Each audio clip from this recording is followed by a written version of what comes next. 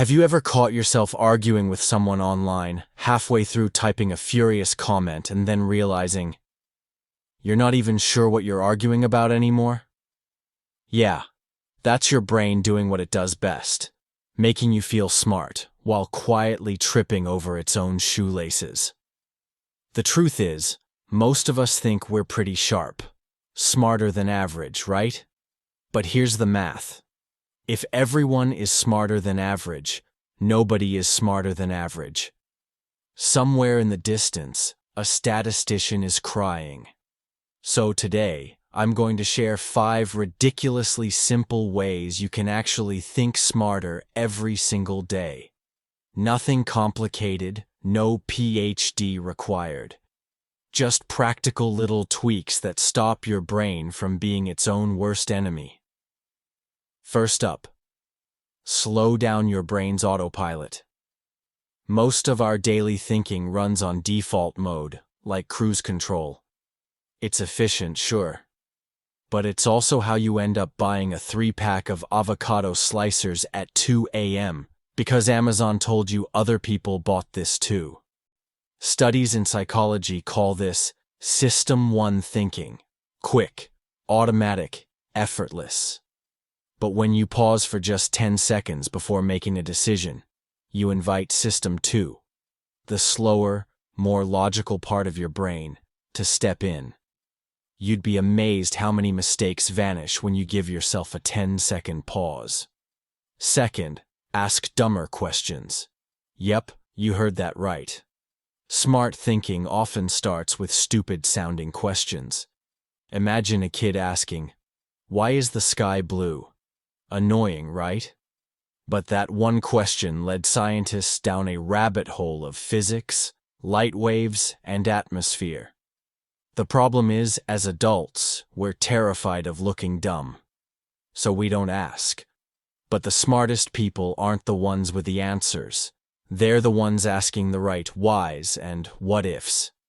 Third, borrow brains. Thinking smarter doesn't mean doing it all yourself. It means outsourcing, not cheating, collaborating. Imagine you're stuck on a problem. Instead of grinding your forehead into your desk, ask a friend with a totally different perspective. Research from MIT shows that diverse groups outperform groups of geniuses who all think alike. Why? Because your brain is basically an echo chamber. Other brains equals fresh angles. So yes, texting your weird uncle about crypto might actually be good for your problem-solving skills. Fourth, catch your confirmation bias in the act. This one's sneaky. Your brain loves proving itself right. It will cherry-pick evidence like a kid picking only the marshmallows out of cereal. Example, you decide pineapple pizza is disgusting. Then you Google, why pineapple pizza is disgusting. Surprise!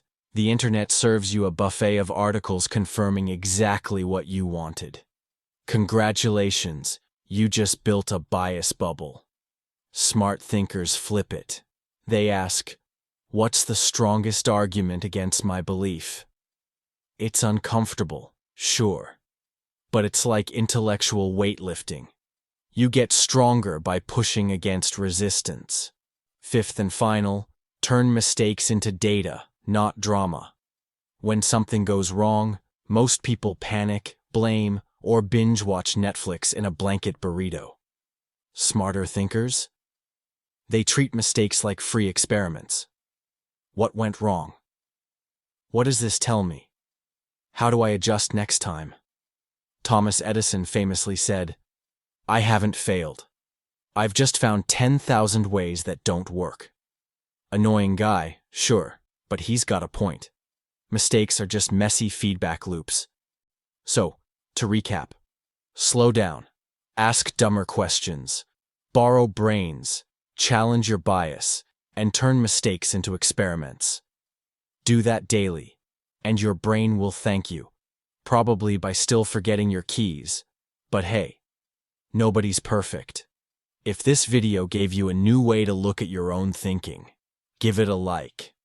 And if you want more gentle but sarcastic reminders that your brain is kind of a mess, hit subscribe.